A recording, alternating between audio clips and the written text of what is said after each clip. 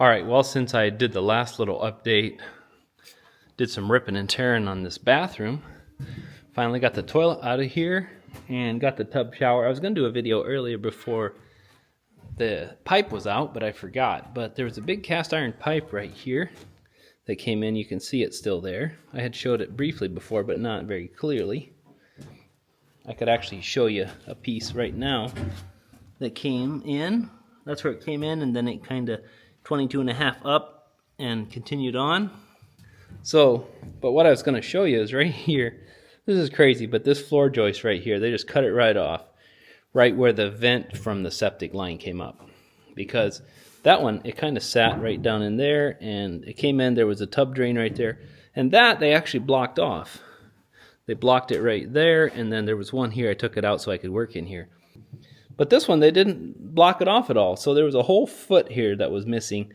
And so the only thing that was holding it, I think, was these boards and a little bit of blocking. But so now that's really, really sketchy. But so they could have headered that off just like they did over there. But no, I guess the plumbers had a heyday in here and nobody followed up after him. So anyway, I'll show you outside really quick. So outside, man, I sure am glad for that mini excavator. Sure got a lot of projects for it. So this is where our temporary line came in from the camper. This is where we had a hole for an inspection to find the tank last time, earlier this summer, and it went out. You can see all the cast iron pipe, and there it switches to PVC, because then the tank is right there. You can see that new lid that we put down. I don't know if I had talked about it before, but that tank is about 3 feet down, and they never put a riser up to the surface. So I ended up putting that in earlier this summer. But yeah, so we kind of knew right where it went, because so they put an inspection camera. We found that pipe coming out, and they knocked a hole in there. And then I had put a saddle, which is right there. It kind of broke now. So it came up, and that's where we emptied the camper into the septic. But now I'm eliminating all this because I'm going to switch it to PVC back here. So you can see the teeth on my excavator kind of hit that a few places, made some holes in it. So I think it was a lot more intact than that. But now, yeah, so I found where it switches to PVC, and I got it all dug down really nicely. So I just got to go inside there and get that finish loosened and then pull this out of here. So got the old septic line out, and I got the new one stubbed in here. So got that all dug in. I think I showed it last night when it was all cast iron. But so I got it run up here kind of where it was, and I just got it capped for now. So that way we don't have septic smells in here, because it's been pretty bad in here. So yeah, so that's all back down.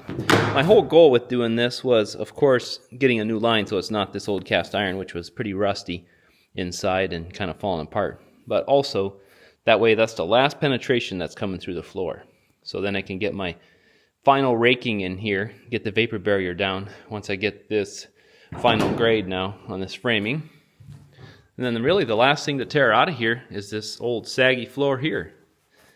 This one was the worst. You can see that area right there. Boy, does that have a sag to it.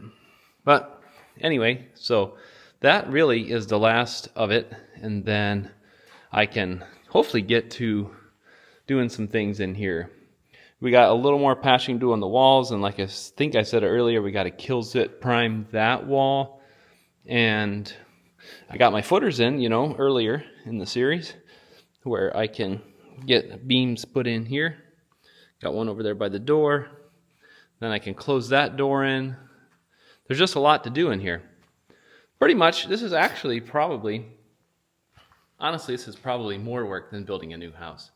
And, if I think about all the time, because we pretty much had to do everything. Now, we did have an existing well, we had an existing septic, and that was nice. We do have existing walls and existing foundation, even if it's a crawl space.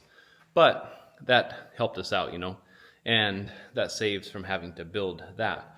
Now, I do have to probably fur out all these exterior walls with a 2x4 wall just to get everything straight and square in here for putting drywall, and also for having electrical in there and all that good stuff. So more insulation too. But it is still a lot of work, we had to work backwards for so long to be able to go forward. So in that sense, it's just as much work or maybe more work than a new house, I think. See how it all works out. But it's interesting. You know, I've never done this before, an old house like this. So it's good. It's a good experience, I think. I wanted to show you the outside here. So this is where I adapted to the existing PVC right here. So that was thin wall, but that should be okay. So I got schedule 40 run all the way in here. I got a clean out here for later, which I just now hooked a camper into. So that's running up there to the camper to empty out kind of where it was before, but a little closer to the house. And then I can get this all filled in. So yeah, that's running down under the footer. And then over here, I showed it with the cast iron before, but yeah, so the tank is right there. So it's really probably only another 6 or 8 feet, but I really didn't want to disturb more than I have to now. If I ever do have an issue, which this pipe seems in good condition on either end, I can always dig down and run that schedule 40 the rest of the way, because that is the thinner wall sewer and drain pipe. So I had to get an adapter to go from that schedule 40 to the sewer and drain. But seems like that is holding up just fine, and it's what they had in there. So I'm just going to run with that for now and not do more, get more involved than I have to.